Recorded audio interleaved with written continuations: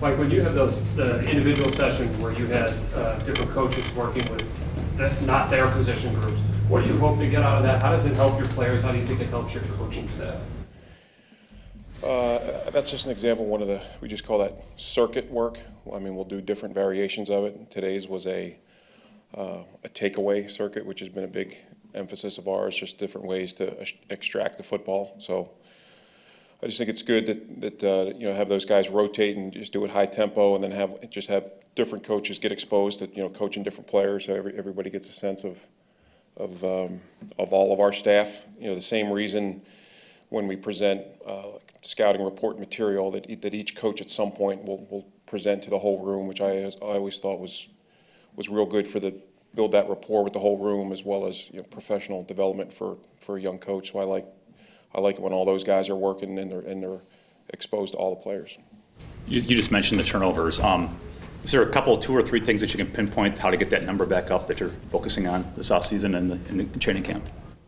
Yeah, I think the biggest thing for us is attacking the football, having that mentality. I mean, we've been using the phrase ball awareness, and I think we've done a much better job this spring of, as the runners are coming through, of being aware of where the football is, and taking swipes at it and punching at it. And we always talk to our guys too about tackling at the level of the football, so that way when you wrap, you have a chance to knock it out as well. So the circuit part is big into it.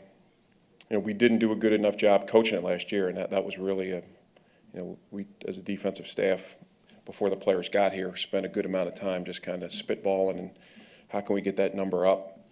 And obviously there's other factors that go into it when you're playing with a lead and matchups and those types of things, but just our awareness of the football and attacking it has to go up, and I think we've done a good job emphasizing it this spring, and I think that's falls back to you get what you emphasize, and I think the players have done a good job responding to that request. Is it easier to emphasize something when you've got your defense installed? I mean, you're not starting from square one like you did 13 months ago? It does help, but that just needs to be always, whether we're in year 1 or year 10 of a system. That's just falls into the category. I mean, that's just football fundamentals. Just at the end of the play, attacking the ball. There are different ways to be disruptive, but I think we really needed to make it a focused, concerted effort.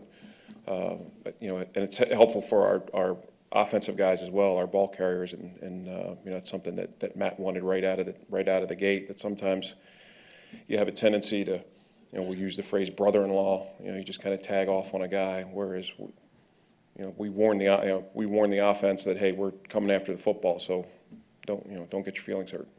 Mike, one of the offensive coaches and players today have talked about how difficult it's been to operate against you guys in team drills. Are you happy with where you are? How would you rate what you're doing right now? For where we are, happy is probably a strong word, but I like the progression, kind of where we are. I think certain players are at different points. Some of the rookies, everybody, we challenge them all the time in the meeting that they should be able to, at any point, have a good sense of their own personal inventory. Like, what are they doing well? What are they not doing well?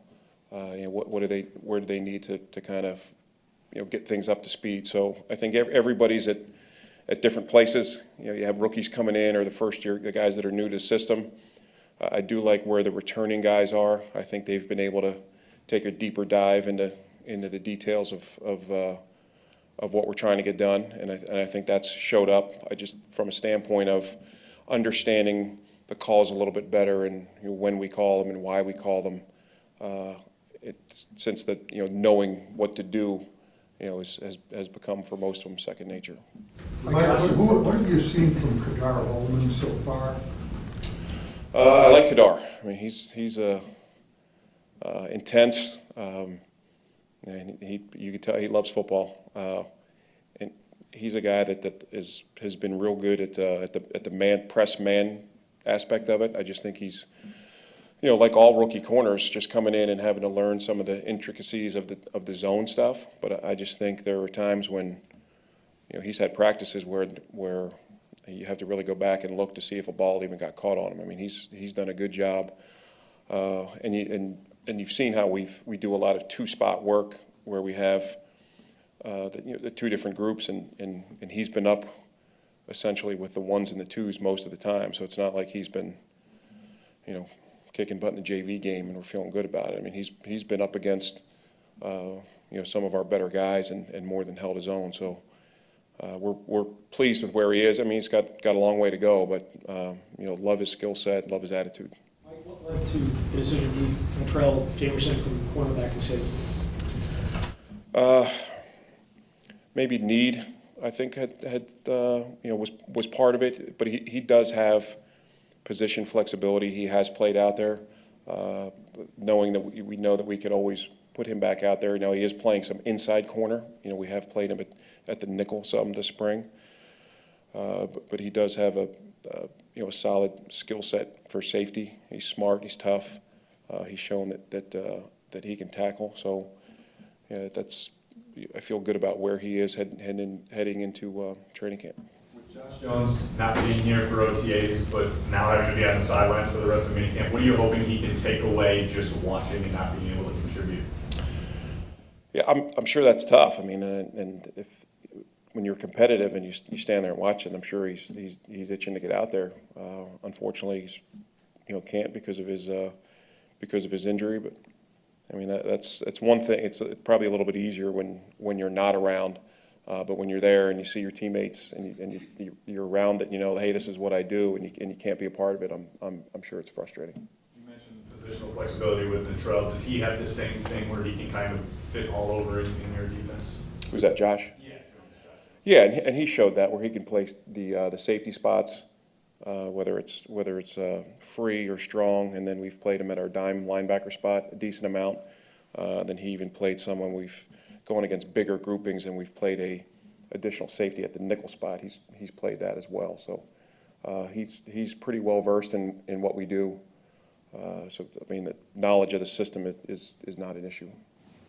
Have you purposely tried to get Rashawn Gary into coverage situations as an outside linebacker just to see what he can do? We have the outside backer group. I mean, we're throwing it all at him just to kind of see it. We didn't want to specialize with those guys too soon. Rashawn was brought here to rush the passer, as is Zadarius. I mean, Preston's a guy that has a little bit more coverage stuff in his background, but can still rush very effectively. So we're gonna give it all to him. And that's fine to see those guys dropping in the spring, but.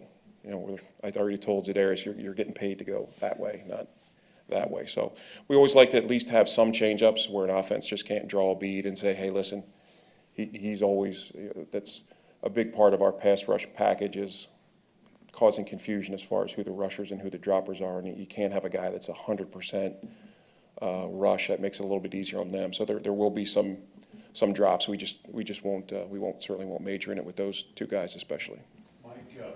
You move a lot of people around, you take a look at a lot of different guys in different positions. How much can you determine out of these OTAs and minicamp, or will you have to wait to make final determination? Do you see them in pads and training camp? Always. You get a pretty good sense of guys in the spring, but there's still that big question mark, especially rookies, guys that you haven't seen in an NFL situation, whether they have the physicality, whether they can tackle NFL players, things like that. So I think there's a lot of people, a lot of coaches you can get fooled in the spring sometimes by guys in shorts, but it comes down to how they are in pads in the fall. The nice thing about our group and what Goody and his staff have been able to put together is this is not a finesse group, especially in the front seven. So I don't think transitioning into pads is going to be an issue for our guys. Mike, in the secondary, it seems like it's been a while here since this franchise was able to keep two corners through the majority of the regular season due to injury, mostly due to injury. And in your second year now, is there a consensus or feeling of things you need to do to try and find two players that have got the best chance to get through a 16-game season?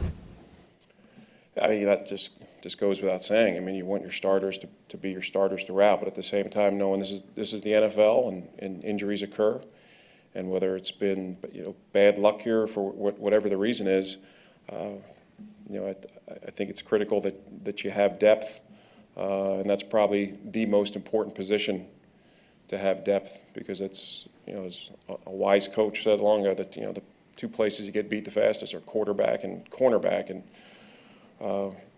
you just can't have enough, and it's evidenced by, how many defensive backs we played last year. I know it was well into the teens. Certainly never would have thought that going into last year, but that's part of it, and you hope we prepare our guys physically that they can hold up throughout the year, and we're optimistic that that'll be the case this year, but we're always going to be looking for depth there. Mike, first of all, who was that wise coach? Was that you? I'm not sure. I think Rex might have said it and took credit for it, but I think it was somebody before him, but that's who I did hear it from. You talked about takeaways earlier. Is there another area where you were especially focused on? Well, I know you want to be better everywhere, but I don't know, maybe the pass rush, you remade those positions. You had 44 sacks. I don't know if that was indicative of how you felt about your pass rush last year. What do you really want to be significantly better at this year? Well, the one area I don't think we were very good was on first down, especially against play action. So that was an off-season study of ours, that what are other teams doing, who's been the most effective with it, what are some things that we can do to help, and hopefully adding the two edges we've added, and then throw Rashawn into that mix, and being able to roll those guys there. I always think that's a big part of it when you have pass rushers on the field on early downs, and I think that complements our guys inside. But that was certainly something that we talked about in the offseason that we needed to improve on. I mean, I think we just have to have a better win rate on early down. We need to get teams behind the sticks more, because that really plays into what we do.